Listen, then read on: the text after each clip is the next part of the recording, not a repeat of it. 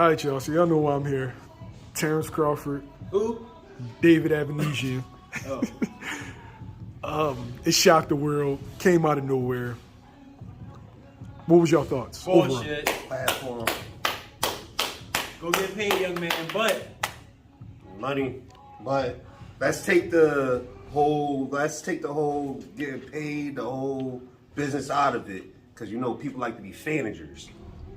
Let's go back into being a boxing fan. It's bullshit.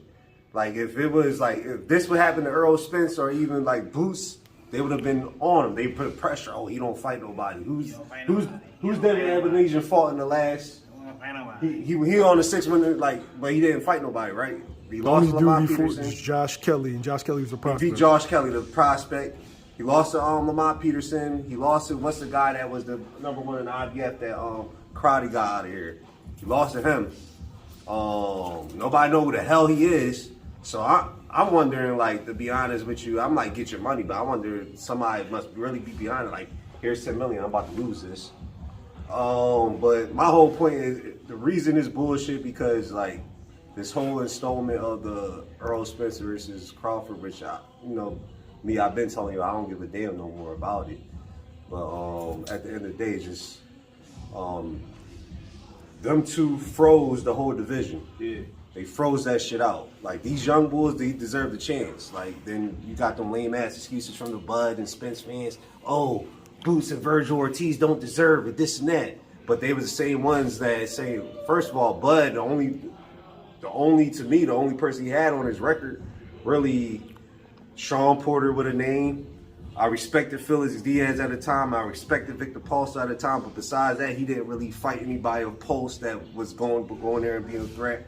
What about Yuri Ortiz? Huh? Gamboa. Gamboa. At the time. He came up from 126, went off a year layoff. He was going through that whole thing with 50 Cent. People forget about that shit. He was still somewhat dangerous at that time. But he came from 126 to 135, fought him in his hometown, and was fighting all them promotional issues. You remember the 50 Cent? So how much I respect that? My next question is this. Ron, Tay, Johnny. If Spence had pulled out of these negotiations to fight David Avaneysan, do you think there would have been a bigger backlash? I do, because he got 3 belts. Yeah, got 3 belts. Champion. And you went from fighting his last fight. What was that? What was his last fight? Ugas. Danny to go down to Dan. Yeah, it will be a crazy outrage, but it's still outrage with Bud. But Bud is liked more than Spence. Spence is not.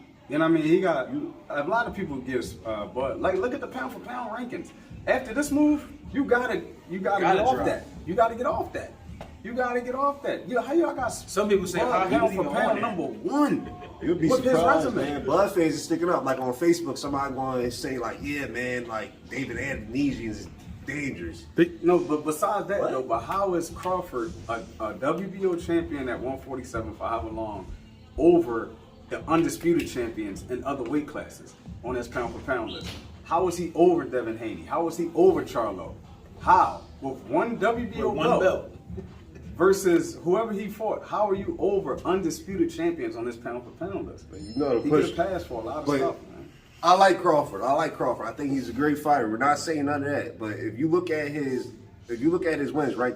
He's a 3-division champion from 135 now to 147. But who he fought? His first one. Ricky Burns was at 35. Ricky Burns. We knew that once that fight was made, we knew Bud was going to go there and wipe him. Then you got 145. You got people you at 40 was Delorme. Delorme.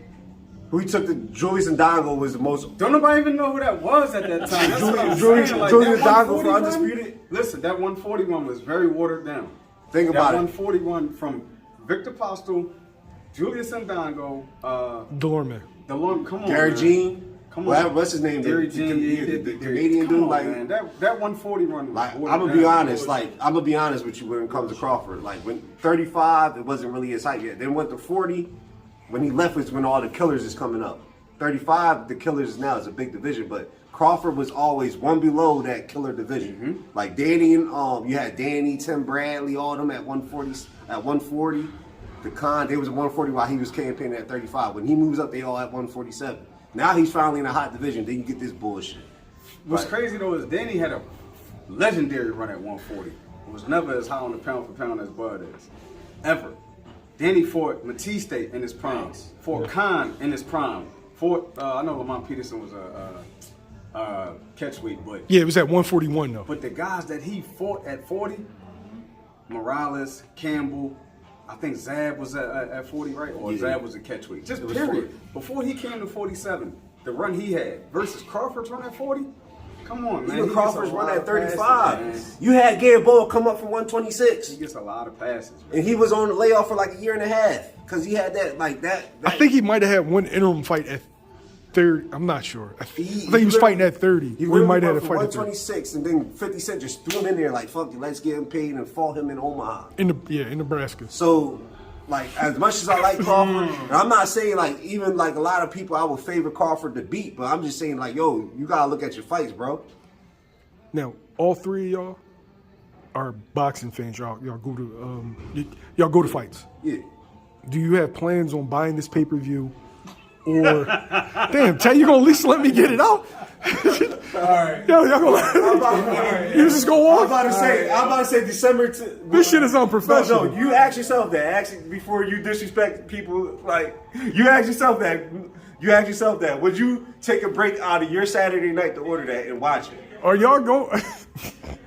Like, Are y'all going to Omaha and watching Terence Crawford versus David Avaneysan?